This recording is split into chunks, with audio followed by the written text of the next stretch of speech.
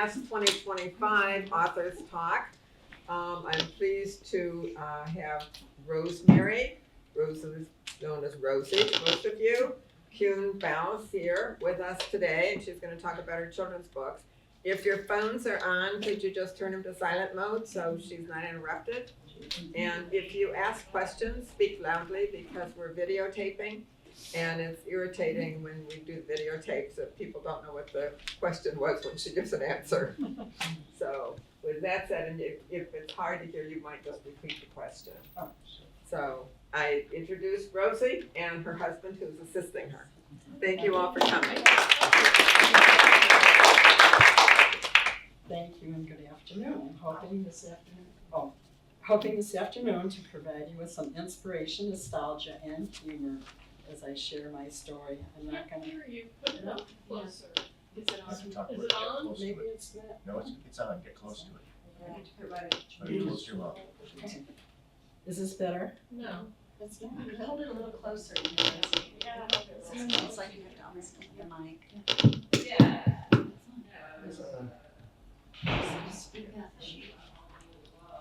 Okay, this afternoon I hope to provide you with some inspiration, nostalgia, and humor as I tell my story of how I became an author. I've had a lot of little miracles due to the faith that was instilled in me, and so I've incorporated a lot of things from my faith into these books. They're not specifically Catholic, although I am Catholic. People of many faiths have bought them and enjoyed them for their kids and grandkids. When I was a little girl, my mother taught me 2 prayers, and people may wonder why I write so much about the Nativity and angels, and I say it's because of these 2 little prayers. They were just each 4 lines long, and they rhymed, and so it was easy to memorize, and I liked the sound of them because they rhymed, so I'll hold that for later. I'm going to share some memories of my family, faith, friends, and life on the farm.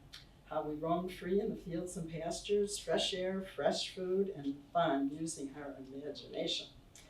Now, most of my ancestors came from Luxembourg in the latter 1800s. They were faith-filled farmers. Most probably had, even if that, an 8th grade education. But, the one-room schoolhouse was where they were educated. And if those farmers could raise a barn, they could also raise a church. And my earliest memories are of this limestone church that was built in 1875. They're celebrating 150 years this year, and I think everyone in that parish is pretty excited.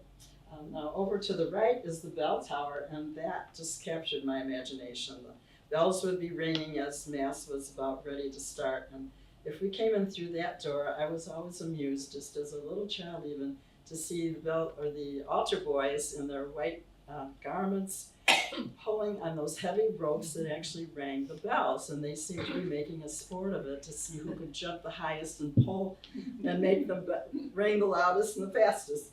And I'm thinking, okay, they were probably about age 10 to 14, and now my grandsons are that age and they are altar boys, and I'm so proud of them. Yes, my dad was educated in a one-room schoolhouse, and there's a lot of stories around that was pretty interesting from, if you can imagine, kids from grade 1 to 8, and they were all, teacher had to manage them all. The church was built on a wooded property, and it was in a grove of trees. In the back was a grotto honoring Mary and Bernadette of Lourdes, and that's where the little first communion classes would gather and get their picture taken with all their white garments on. My memories of that church, nowadays parents come with backpacks of activities for their kids to do in church, Cheerios, gift box, coloring books. That would have been disrespectful in my day. We sat there and we listened, even though the Mass was in Latin. There was so much to look at. This is the church was called Annunciation, and it was dedicated to Mary. And above the altar there is a depiction of Gabriel approaching Mary and saying that she would be the Mother of God. And many European artists have painted or sculpted the same beautiful scene. And I looked to find more pictures. Mary is almost always shown in blue and the angel in pink. This got interesting, I thought. The area had been called Big Woods, and it had been inhabited by the Potawatomi before the farmers arrived. And the people that came were Catholics mostly, and they renamed it to call it Marywood. And the little church was very ornate, as you can see there. Paintings of saints and angels. And if you have ever been through any of the churches in Europe, this is very much, very ornate. And the angels and saints were very much honored. I have a poem that kind of sums up what my impression of this little church was.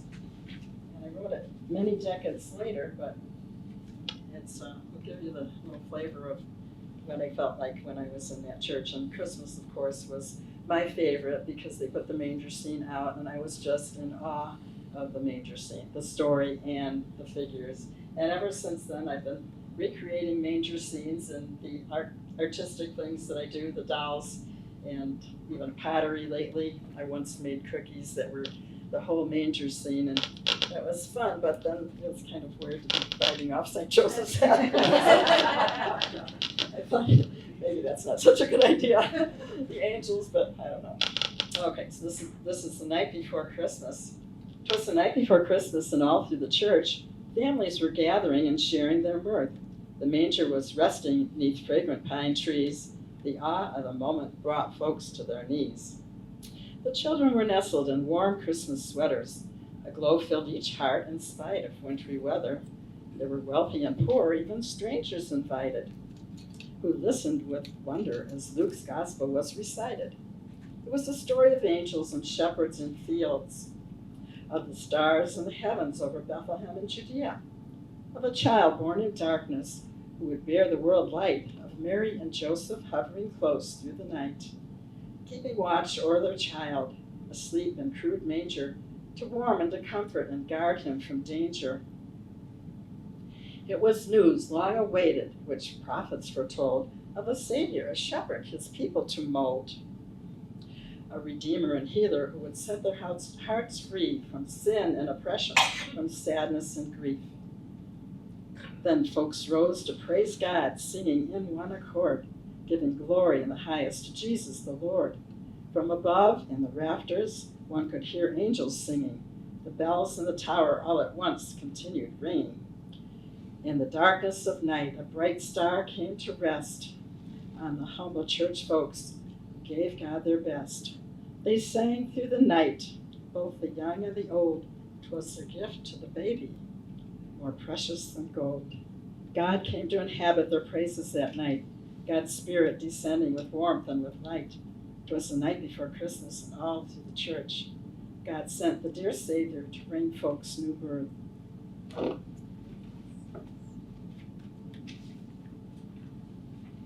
So I'm going to talk a little bit about life on the farm. From a young age, I believe that the angels were around us to help and protect us, and our parents did too, because there's a potential danger of how children can get hurt on a farm, especially when the bull Ferdinand escaped from his pen.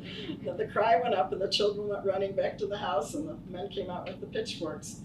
So none of us ever got seriously hurt, thanks to the angels that surrounded us.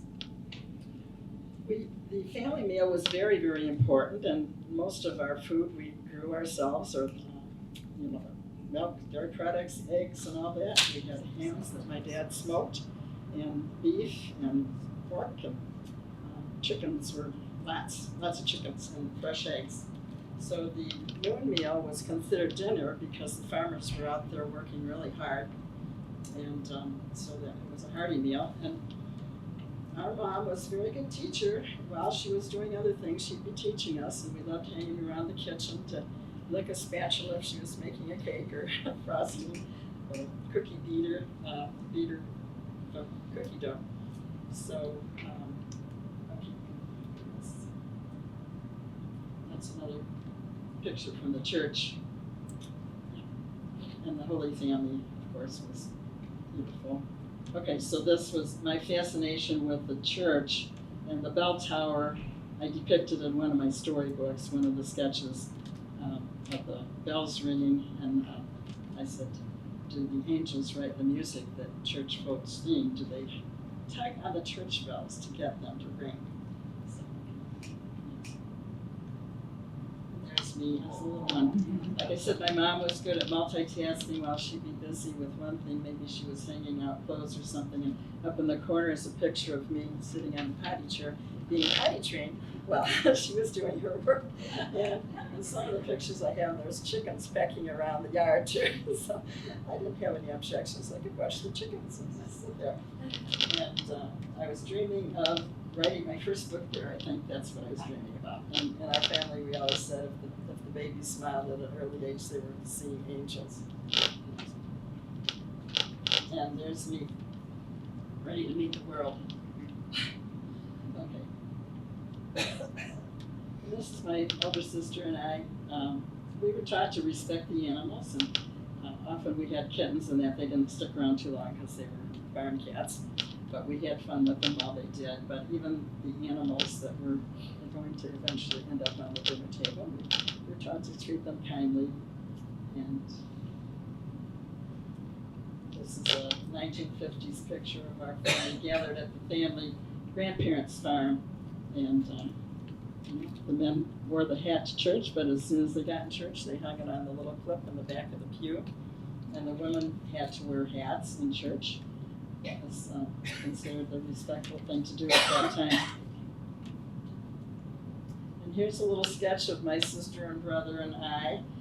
Our dad surprised us with cowboy and cowgirl outfits, and we just thought that was the greatest. At that time, there wasn't a whole lot on TV, but we did watch the Westerns and enjoyed them. Rosie's the little one. Yeah, I'm the little one. And there's me rooting, tooting Rosie. We used to try and lasso the dog. I mean, our ropes were probably more like jump ropes. They had no substance to them, so we never were too successful. Found out later that the cowboys' ropes probably had some kind of wire in them that they could rope the cattle with. And, okay, this is coming up here. When I was about 6 years old, we had the opportunity to go to Oklahoma and to witness an American, early, what do you call it, the first Americans powwow, and I was very enthralled with that. I'd never seen anyone of a different color or race, and I just thought that was so amusing, and I thought their skin tone was beautiful, and the headdresses and the beads were fascinating to me, and later on I became very interested in beads and started making jewelry. But all these little things were stored in my head, multicultural experiences. I would have more later on.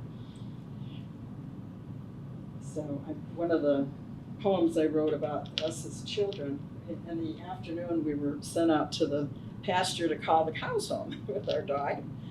They were gentle creatures and never harmed us in any way. So we would do that, and one of our fun things that we like to do was in this little poem here. 3 perky little people pretending to be cowboys plodding barefoot across the prairie, soaking up the sunshine on a very pleasant summer day. They promptly spotted a plot of pretty purple clover, oh, so sweet to the palate, and as they played out in the pasture on that pleasant summer day.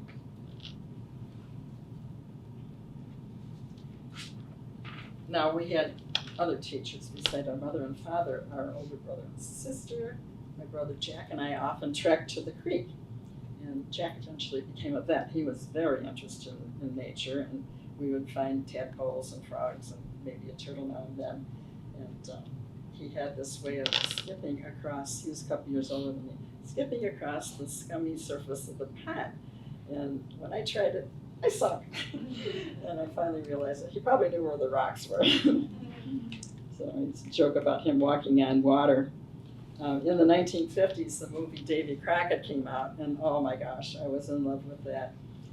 The Wild Frontier and seeing Davy and all that. One of the first magazine articles that I had published was my love affair with Davy Crockett in Reminisce magazine. And we loved our outfits. And while my mom would be sewing, she was very good seamstress, as was my grandmother, and later I became seamstress as well. she would set me up with a notebook, and I loved drawing outfits. Well, they weren't girly dresses because I was a little tomgirl. They were jeans outfits and things like that. And when it came time for me to illustrate my books, my favorite part was to design the outfits of the little children that came from around the world. That was so much fun for me. Now, around the time I was ready to start grade school, circumstances changed and we moved to town, and the town was Glen Ellen, Illinois, and we lived very close to the church, St. Petronell's. We walked everywhere, never got rides, and there was a library. That was a nice thing for me too. And entering school, then I learned some longer prayers. I was very proud of myself that I could memorize easily. And preparing for First Holy Communion, we had pictures of angels and Jesus, and one of them I remember they were trying to teach us to listen to the good angel. There was a picture of a child with a good angel sitting on one shoulder, and another one that was sort of red and had horns. And which one would you like to follow? Of course, we knew the answer to that. And we also learned about our patron saints. Catholics named their children after a saint, and mine was St. Rose. She was musically inclined, loved flowers. She was a gardener, cared for the sick, and also had, I guess, a beautiful voice, too, from what they said. And they pictured her with a 12-string guitar, which later on I played a 12-string guitar, and I also became a nurse. So even though I wasn't setting out to emulate my patron saint, she apparently was interested in me and was giving me the gifts to be doing all these wonderful things. Well, in third grade, it was becoming apparent that I really liked to sing. And I got to church. We always went to Mass before our school day began, and I sat in the third pew, which is where we usually sat. There were usually songbooks. Well, there were no songbooks that day, and I was gravely disappointed, so I knelt down and said a prayer to my guardian angel, and then I sat down. There was a songbook next to me, and I believed that my guardian angel had put it there. And from then I did believe in miracles. So one of the titles of my self-published book is Expect a Miracle, There Are Angels in Our Midst. So, since the nuns knew that I liked to sing, and we lived close to church, I was strongly encouraged to come every day during the summer and come up into the choir loft and sing for the people that attended daily Mass. So that was no problem because I loved going to church and I loved singing. So at the end of the summer, they would reward us by giving us or by showing us a special movie just for the handful of people that did come to sing. And one of the movies was Mama's Bank Account, and it was about a young girl that wanted to become a published author. It really caught my attention. I later read the book, and I thought it was nice, but I didn't know what I was going to be when I grew up. Around fourth grade, we started having to do more writing. We had the 4 R's, as public school, maybe reading, writing, and arithmetic. We had religion, too. So we also were learning music to sing in church, and we thought it was kind of neat because if we sang for a funeral, we're sorry for the person's loss, the family's loss, but we got out of school for an hour. And one day we were struggling. We had to learn some difficult pieces and Gregorian chant and that. And I said to the nun, I said, "Sister, the recording sounds so much better than we do. Why don't we just use the recording?" Oh, that was not the right thing to say to the music sister. She said, "Because God wants to hear you sing. He doesn't like canned music." Okay. So getting back to writing, we did learn cursive in third grade, and that made writing go faster because printing can be laborious. So after fourth grade, the sister said, during the summer, you have to read 10 books and make 10 book reports. Whoa. I wasn't a real fast reader, and I thought that was really going to cut down on my playtime. So I went to the library, and the wheels started turning, and I always loved the picture books, so I went to the children's section, picked out 10 books that had impressive sounding titles, and I wrote fabulous book reports and enjoyed the art that was in them. I made them look like little books with a cover and art on the cover, and I got good grades. They never knew the difference. I wouldn't recommend that to children, but okay. So we we did sing for the funerals, and certain masses we would sing for also. And later on in my adult years, I was able to make a pilgrimage with our choir and sing in cathedrals in Spain and France. I'm grateful to be exposed to music at an early age. And I continued singing into my adult life, and I'm in Robeson's choir now. And I had sung for many baptisms, weddings, and funerals over the years too. In 6th grade, my mom won an organ, and my desire had been to take music lessons, but we did not have an instrument. We didn't have a piano or anything. My grandmother was a beautiful pianist, and I would just stand by the piano when she played Claire Bloom, wish with all my heart that I could play. Well, that was an answer to my prayer too, because I got to take music lessons. And there I am, sitting at the organ, maybe 6th or 7th grade there, just about to start music lessons. And the favorite things that I learned, of course, were hymns and Christmas songs, especially the ones about What Child Is This? And the angels singing, Gloria and Excelsis Deo, and other songs, Angels We Have Heard on High. In 7th grade, we were assigned a pen pal, and mine was from Costa Rica. It was a young girl about my age, Ana Fernandez. And we exchanged letters and shared about our culture, and she told me how she had to be chaperone to her older sister who was dating, and she hated it. And I thought, oh, my older sister would hate it if I was her chaperone when she was dating. So that was fun. And in high school, I volunteered to write to 2 soldiers that were in Vietnam. And I realized, writing and that type of thing can really be a gift to others. When you send a letter to someone, can uplift them. These young men were fighting for our country, and just probably not much more than my age. So I also wrote to Father Ed Robleski, who was a missionary. He was a friend of our family's, and he lived in Tanzania, Africa. And so every now and then he'd come back and show us slides of the mission where he worked, and that I thought was very interesting. And so it was a little dream in my heart. And many years later, I went to Africa for a couple of weeks on a medical mission trip.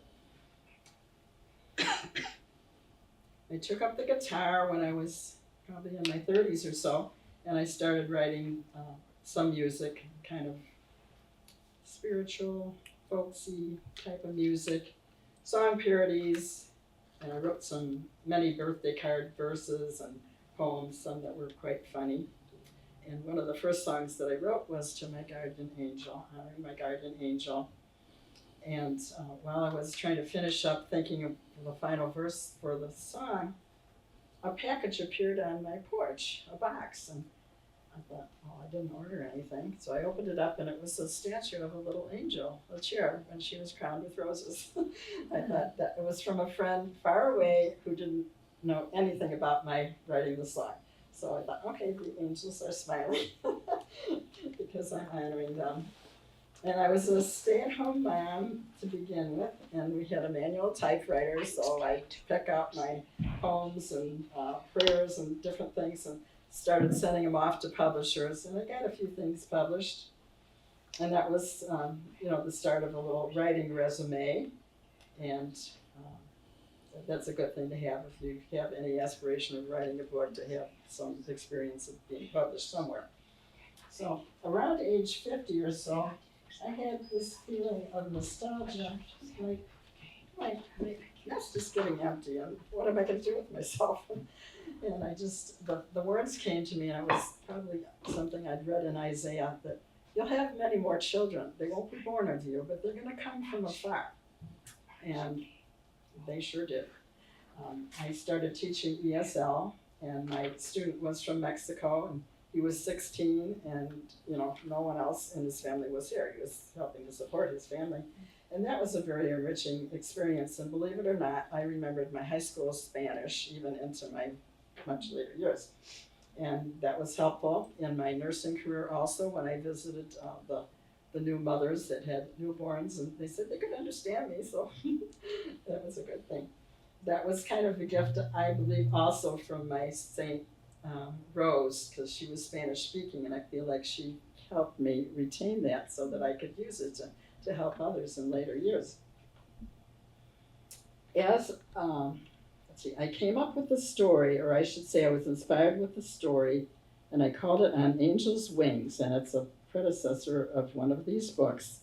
And the day that I was going to take it to the printer to have it printed up, I was walking down the stairs in my house, and there was no lighting in the stairway, but there was the image of a stained glass rose on the wall. And it was pink and lit up like pink, and then the green stem and the leaves. And I thought, my gosh, okay, this is a sign from above that I'm supposed to be writing and helping others through my writing. And the next day I looked, and I could not duplicate that. And I tried taking a picture of it, and the wall looked blank, so it was my little miracle.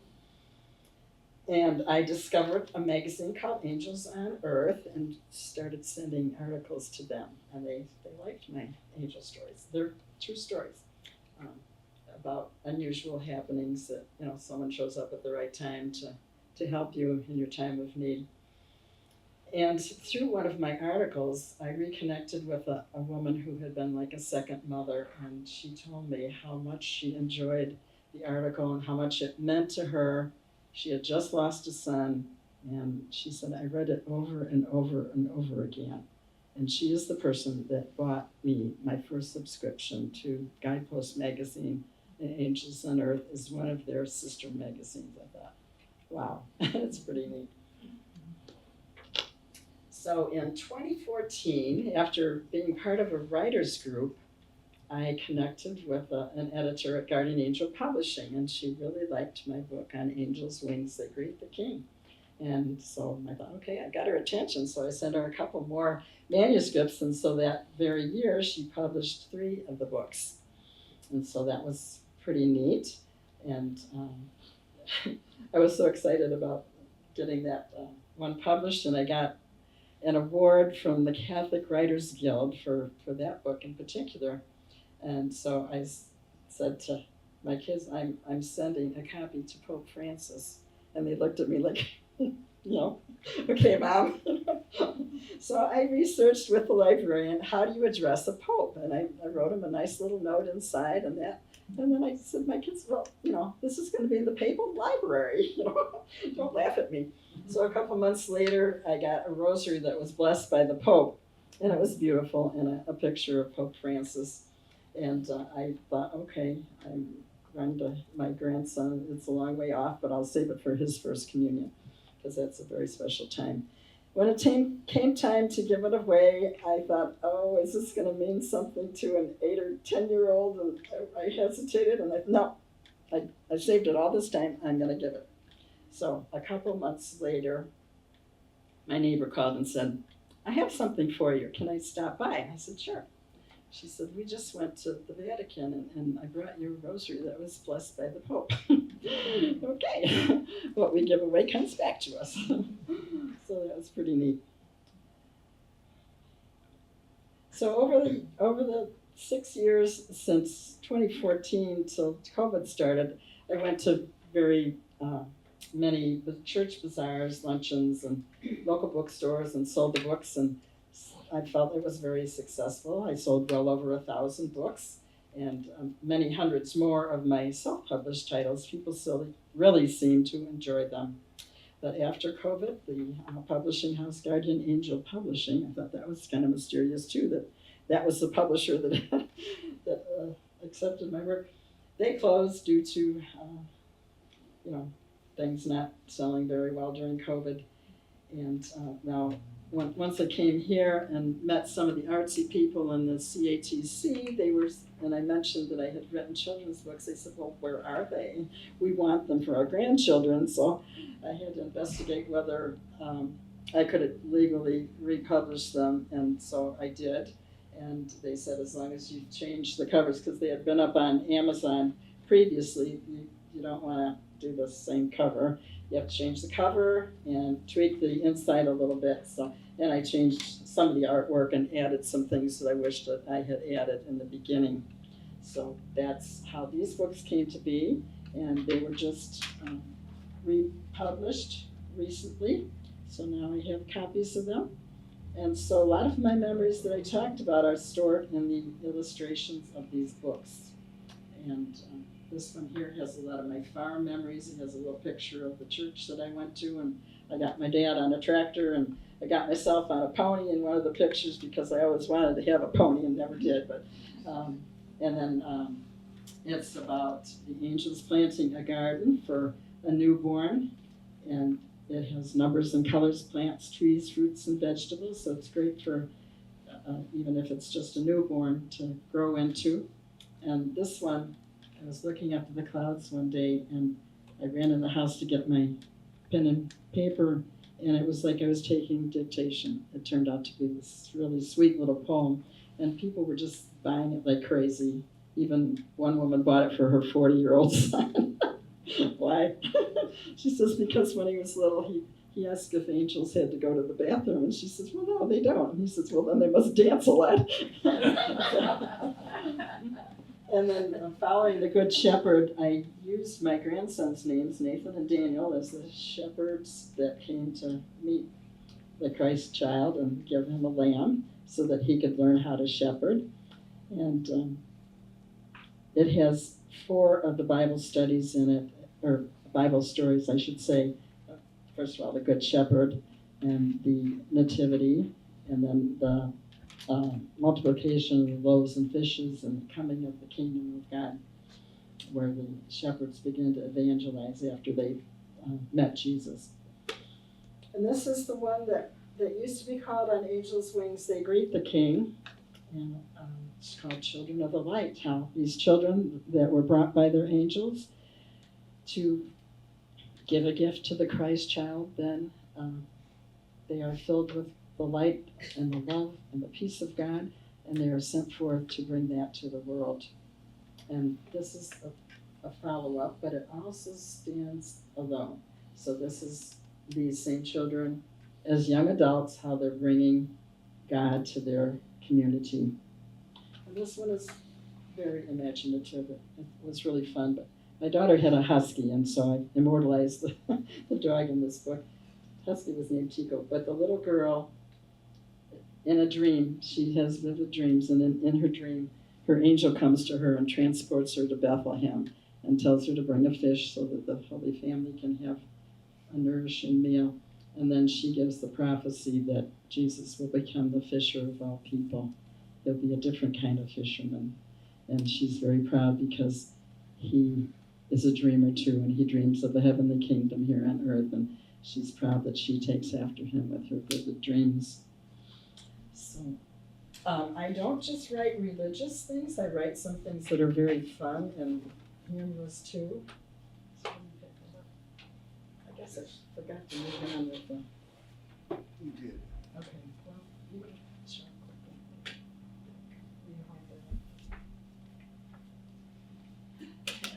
quickly. In addition to having a devotion to the Nativity, we also had Santa Claus in our house. And that was fun for us. So I did just for the presentation today, I did a drawing of Santa coming to the manger to be the first to bring a gift. So this is called Santa's Most Important Call. Santa's stop in Bethlehem was the most important call. He stopped to see a newborn baby born within a stall. Mary and Joseph showed their child to Santa with great joy. This is little baby Jesus, our brand new baby boy. There is no gift or offering that is worthy, Santa said, so I will bow my head and say a prayer with you instead. I pray that God is with you in all you say and do, that you will bring his chosen ones to share his life anew. Then Santa reached into his bag, pulling out a little lamb. A boy should have a pet to cuddle and to calm. The lamb should always follow, walking by the master's side, as his fond companion and in his home abide. As they sit by restful waters gazing into starry skies, they will learn to see the world as it appears to God's own eyes. Then Santa turned to welcome all the children gathered there and finished off his visit with a wave and then a prayer. May all you precious children who hear this little song know that you are like the lamb that Santa brought along.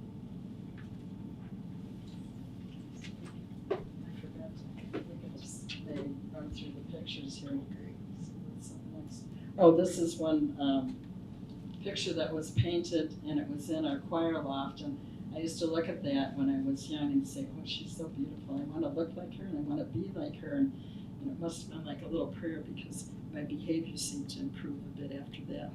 I didn't chase after my brother and sister, wanting to pummel them when they annoyed me, which was quite often. And this is the grade school where I learned reading, writing, arithmetic, and religion. And this is around the corner is the church, and the magnificent statue of Christ the King. And he's appeared in a couple of the books too. I have a nice picture of Christ the King. And this is inside the church too. There's also, it's called the Mary Chapel, and it was kind of like the cry room so that mothers could be in there. But to the left in the middle is another depiction of the Annunciation.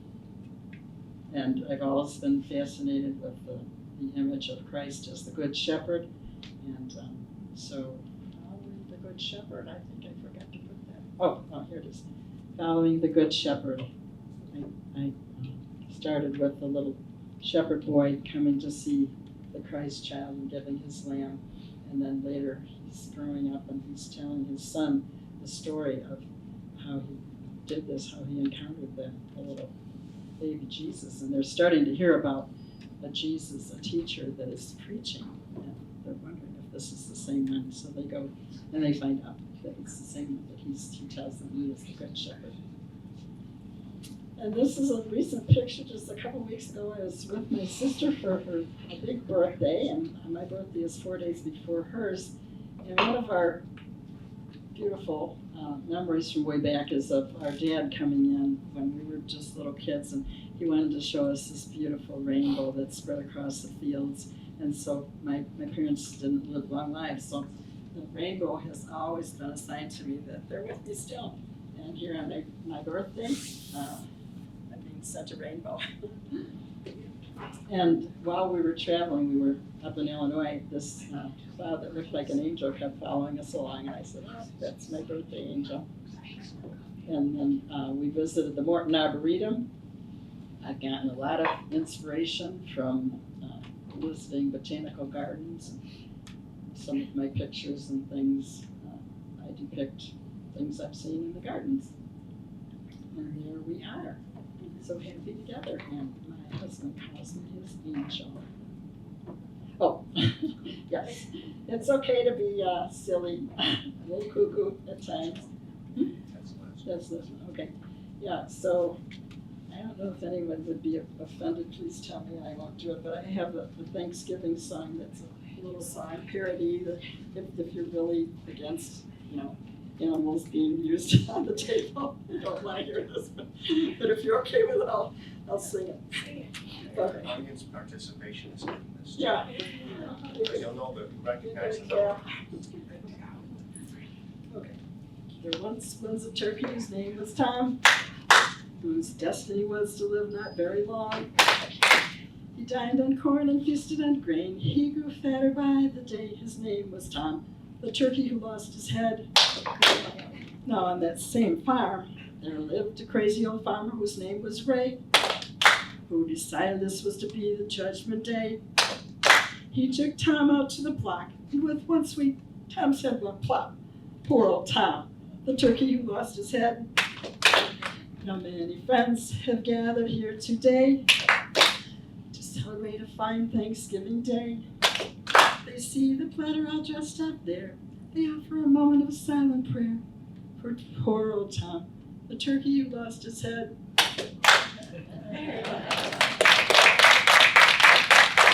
So thank you so much for coming. If you have any questions about the books or want to look at them, feel free to come up and. Oh yeah, yes, the publishing house created a nice video for me, so it describes the books a little bit too. Step into a world of light, love, and angels, where every child is a special gift from God. Children of the Light celebrates the Nativity, reminding children that God's love is for everyone, everywhere. In Messengers of the Good News, children learn to serve and spread Christ's message of peace. An angel, a star, and a newborn king invites children to see their unique gifts in God's kingdom. In A Day with the Angels, whimsical rhymes bring comfort, hope, and joy. The angel's gift shows the joy of new life, where angels nurture children with love and care.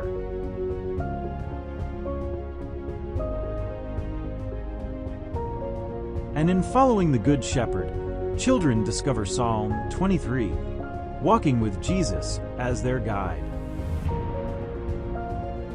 Rosemary Kuhn Bouse's books inspire every child to shine, to love, and to believe. Aspire to inspire. So now you can still get them on Amazon? Yeah, I have quantity of books, and if anyone is interested, I've got a pad here if you want to write your name down, and while the supply lasts, I can sell them at my house or somewhere. What, Rosie, what's next? What's next? You have something in the works?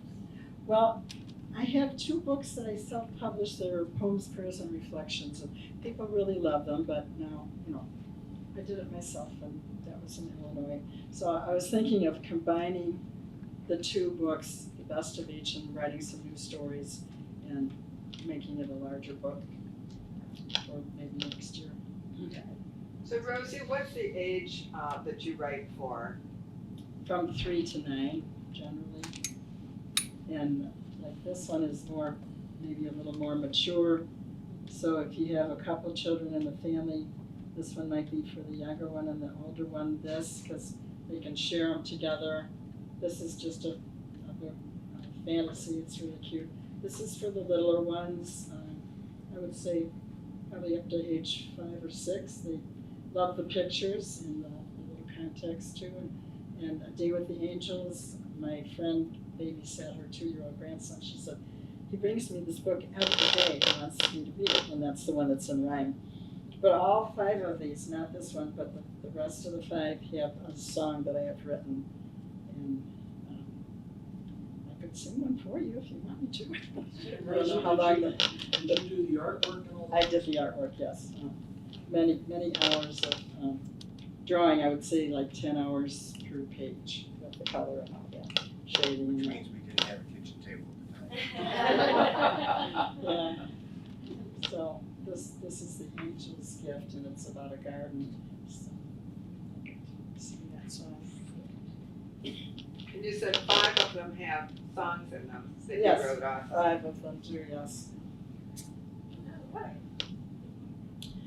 There are angels in my garden with lovely dancing wings, and as I plant and water, I listen to them sing. They sing glory to the Father and to His precious Son, and glory to the Spirit who makes all children one. They dance in jubilation as they plant seeds in the soil. They dig and hoe and water, they are joyful as they toil. I have a little garden planted deep within my heart, where angels planted seeds of goodness from the very start. They've added seeds of holiness, love, peace, and joy and hope, then watered them with kindness, God's grace to make them grow. I love my garden angels from celestial skies above, and thank my God in heaven for their kindness and their love. And thank my God in heaven for their kindness and their love. So, as I said, if you want to get the books or whatever, feel free to come on up, or if you have questions about anything, feel free. You have paper up there. Yeah, I will.